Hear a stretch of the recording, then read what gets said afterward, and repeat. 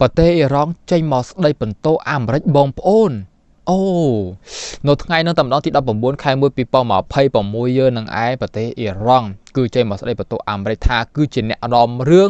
ដែលបង្កឲ្យក្រុមបាតកោ 5000 នាក់ត្រូវបានសម្លាប់នៅក្នុងប្រទេសអ៊ីរ៉ង់អូអ៊ីរ៉ង់មិនមែនលេងសើចទេបងប្អូនចេញមកស្ដីបន្ទោអាមេរិកចំដាក់មកចំតែម្ដងថាឲ្យអាមេរិកចំហ្មងអ៊ីរ៉ង់អត់មានលេងសើចទេ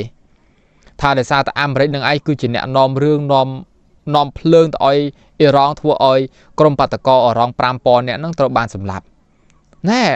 អ៊ីរ៉ង់គេនិយាយបែបហ្នឹងណាចាំមកថាអ្នកខ្លះក៏ថាអ៊ីរ៉ង់គឺអត់ខ្លាចអាមេរិកទេខ្ញុំក៏មិនដឹងថាត្រូវនិយាយបៀមមិនដែរពួកអីគេចេញមកបែបហ្នឹងគេនិយាយមកបែបហ្នឹងហើយយើងក៏ចាំមើលបន្តទៀតថាអាមេរិកជាមួយនឹងអ៊ីរ៉ង់នឹងមានរឿងអីបន្តទៀតបងប្អូនហើយបងប្អូនគិតថាយ៉ាងម៉េចអីមិនចាំជួយខមមិនខាងក្រោមវីដេអូរបស់ខ្ញុំផងបាទអរគុណច្រើន